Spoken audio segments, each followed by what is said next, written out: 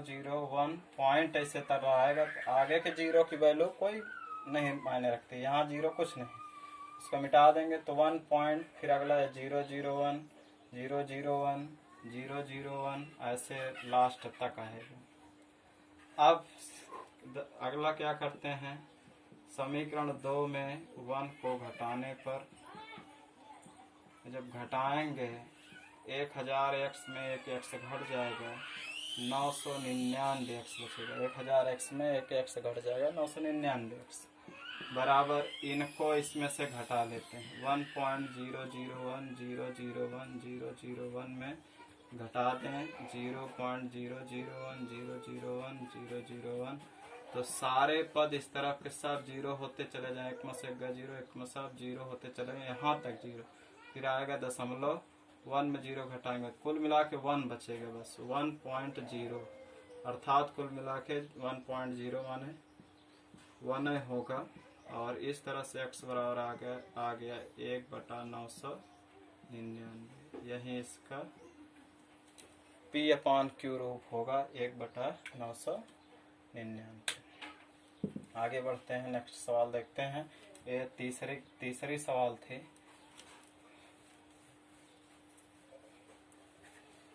अब आते हैं चौथी सवाल। चौथी सवाल में कह रहा 0.99 को P/Q के रूप में बदलिए, को P/Q के रूप में लिखिए और देखिए आपकी क्या इससे अनुमान लगा सकते हैं। क्या आप आश्चर्यचकित हो रहे हैं कि देख करके कि क्या ये है, कुछ नया तो नहीं आ रहा है? तो मान ले रहे हैं इसको x बराबर 009 इतना, this is equation number first.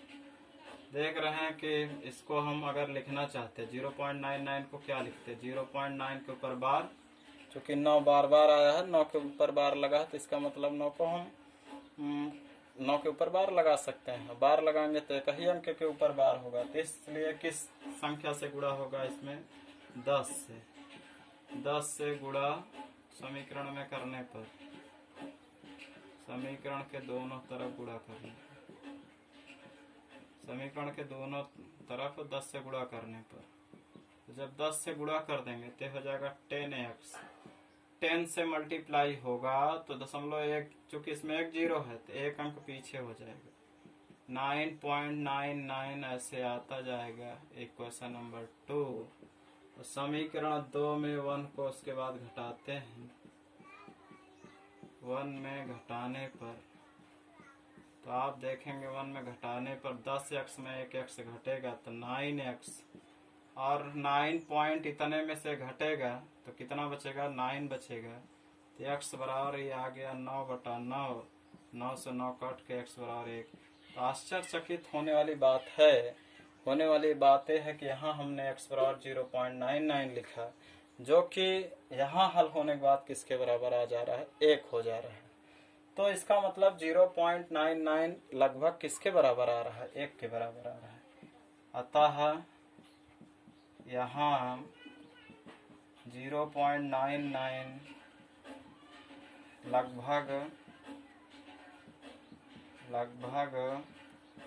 1 के बराबर है, लगभग 1 के बराबर है।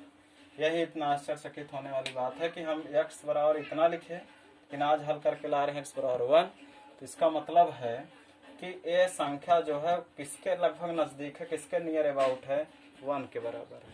तो इस तरह से एक तरह देखें जो P/Q की संख्या वो नियर अबाउट पहुंचाती है कि आखिर वो किस संख्या के बराबर होगी। तो इसे नोट कर लेंगे। चौथी भी सवाल, आगे बढ़ते हैं। सवाल नंबर 5 देखें।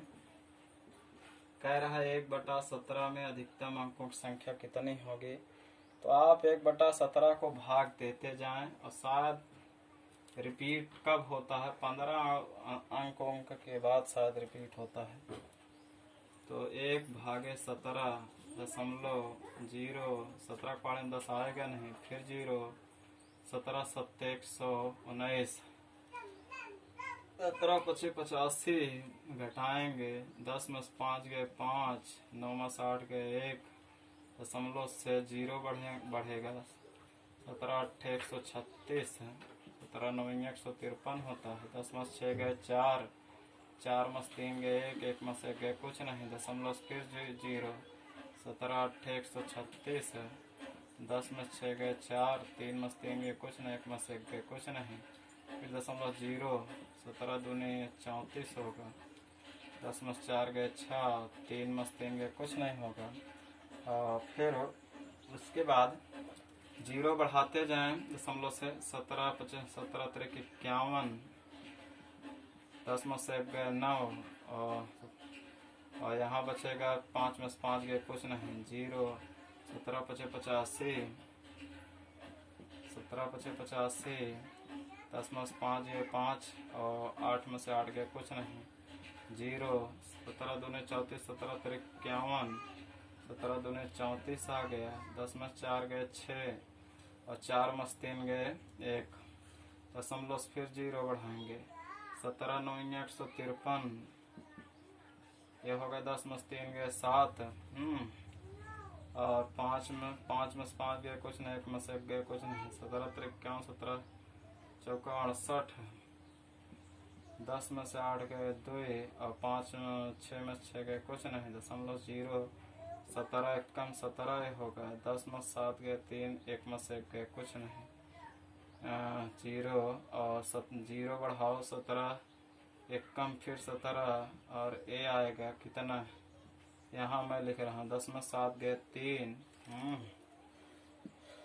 और 2 में से 1 गए 1, दशमलव से फिर 0 बढ़ाओगे तो 17×7 = 119।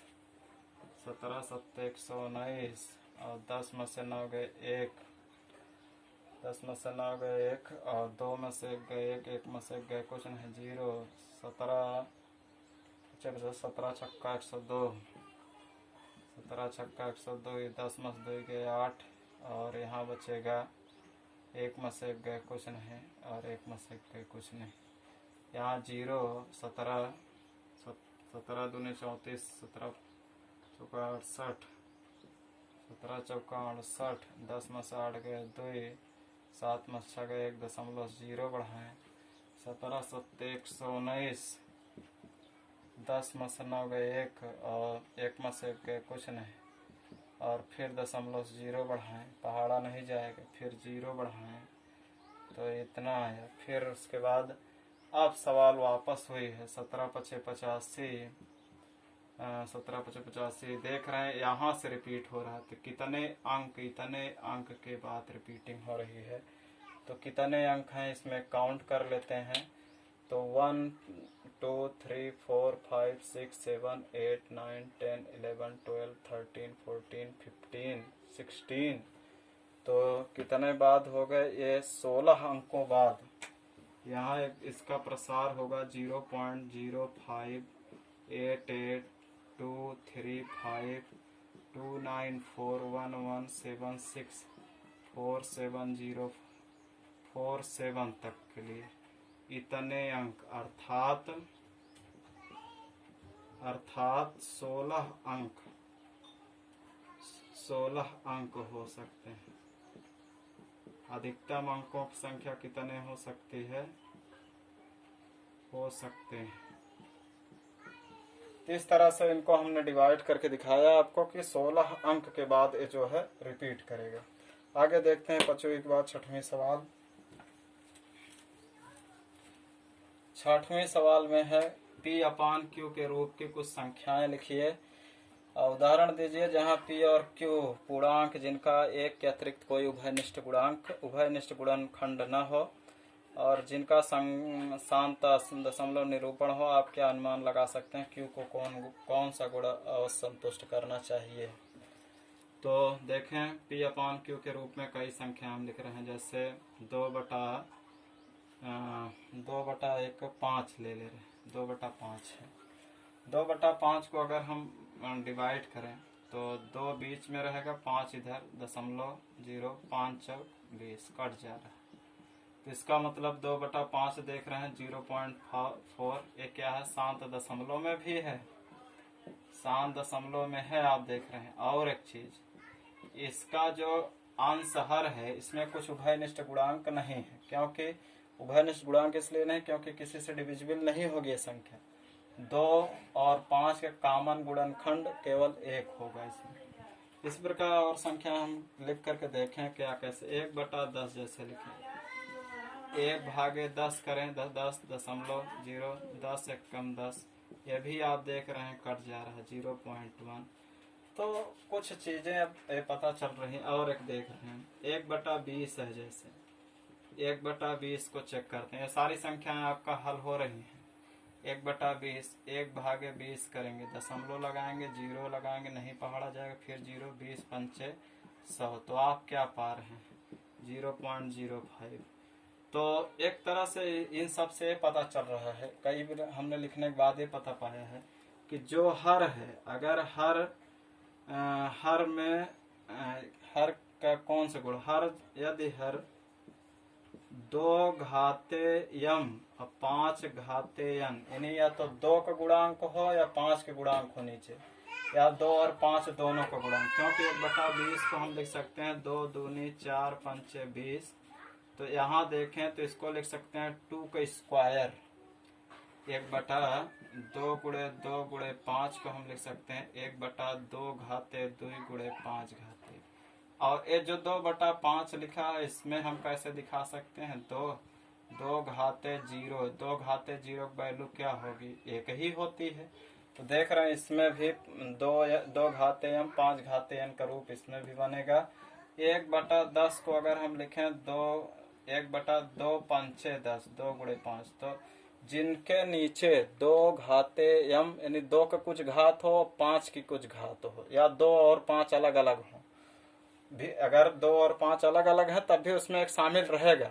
2 और 5 का गुणनखंड अगर नीचे हर वाला बन रहा है तो कन्फर्म है। यदि हर 2 घाते m 5 घाते n के रूप का हो तो वह अवश्य ही शांत दशमलव में होगी, शांत दशमलव में होगी। ये चीज आप ध्यान में रखेंगे, शांत दशमलव में होगी। नेक्स्ट देखते हैं सवाल नंबर 6 के बाद सवाल नंबर 7।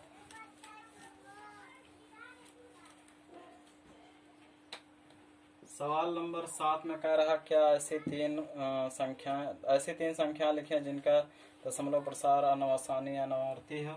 तो 3 संख्या कोई भी लिख सकते हैं आप, 0.10, 100, 100, 140, इस तरह से अशांत अनवसानी एक संख्या हो गई।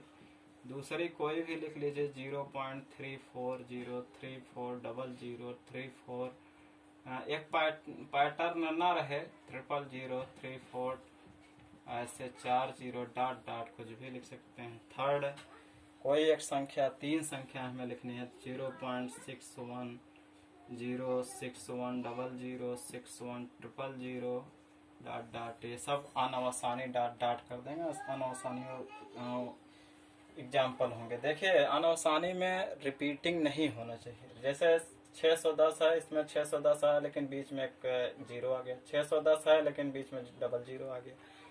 अगर यहीं 3410, अगर यहीं फिर 3410 लिख दिया होता तो अशांत आवर्ती हो जाता। तो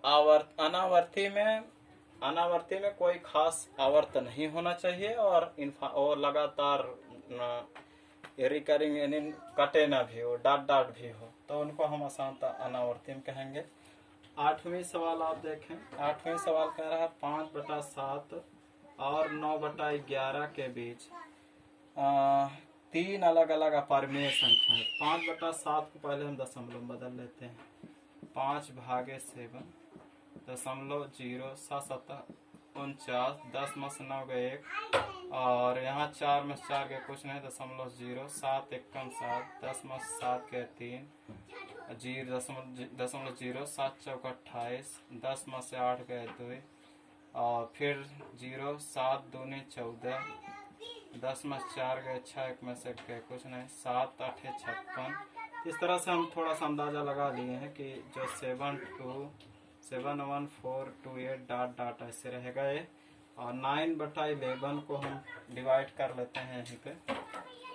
9/11 को अगर भाग देंगे 9/11 .0 11 8 88 11 8 88 10 में से 8 गए 2 कट जाएगा 0.0 11 1 कम 11 10 में से 1 गए 9 में से 1 गए 0.0 11 8 88 इस तरह से देख रहे हैं हमेशा यही आएगा 0.818 ऐसे डॉट डॉट ये भी आएगा। हम इनके ये 71 है 81 है 71 और 81 के बीच में 3 परमेय संख्या 3 अशांत अनावर्ती 3 अपरमेय संख्या लिखनी है। 3 अपरमेय संख्याएं कौन कौन होंगी। नंबर 1 हम लिख रहे हैं 71 और 81 इन्हीं 2 डिजिटों के बीच होना चाहिए। तो ऐसे कर दे रहे हैं 0.720 7200 7200 7240 डॉट डॉट ये पहली हो गई। दूसरी ऐसे 71 और 81 के बीच में रहना तो 72 लिख लिया। ऐसे 74 चाहे लिख लो नहीं 73 लिख लो। कई संख्याएं हैं 74 डबल 74 10 74 00 74 000 74 40 इस तरह से अनावर्ती रहे बस अनावर्ती रहे और जो है इनफाइनाइट तक कटे भी हो लास्ट तक। 0 पॉइंट हमें 71 81 के बीच में लिखना कोई भी अब लिख लें 79 को लिख लें 7900 7900 डॉट डॉट ये भी है। 3 अपर में संख्याएं हो गई 7वीं 8वीं। और आगे देखते हैं एक लास्ट सवाल है 9 वाली और इस एक्सरसाइज को आज हम समाप्त कर देंगे। कह रहा कौन कौन संख्याएं परमेय है कौन अपरमेय है। तो √23 का वर्गमूल नहीं निकलता है इसलिए अपरमेय संख्या होगी। इनका दशमलव प्रसार जो है अशांत होगा अशांत अनावर्ती होगा फर्स्ट। सेकंड है 225 का वर्गमूल 15 में 225 15/1 ये परमेय संख्या होगी। This is a rational number क्योंकि इन्हें P/Q के रूप में लिख सकते हैं। जिसका वर्गमूल नहीं निकलता वही अपरमेय होती है और जिनका वर्गमूल निकल जाता है परमेय होती हैं। 0.3796 ये देख रहे हैं शांत दशमलव में है। किस दशमलव में है शांत दशमलव में है। जो शांत दशमलव में होती है तो क्या होती है परमेय संख्या होगी। शांत परमेय संख्या अशांत आवर्ती वाली भी संख्या परमेय होती है। जैसे 7.478 बार बार यही रिपीट हो रहा है डॉट डॉट भी है ते परमेय संख्या होगी क्यों। और ये अशांत आवर्ती संख्या अशांत आवर्ती परमेय संख्या होती है। और 5वां है 1.10 100 100 140 ये जो है अशांत अनावर्ती है तो यह परमेय संख्या होगी। अशांत अनावर्ती है इसलिए अपरमेय संख्या होगी। इस तरह से बच्चों आज 1.3 इस पूरे वीडियो में इस एक्सरसाइज को हम ख़त्म करते हुए आगे मिलते हैं नेक्स्ट वीडियो में 1.4 लेके आते हैं और आपको इस पूरे चैप्टर का वीडियो सेंड करते हैं। प्लीज़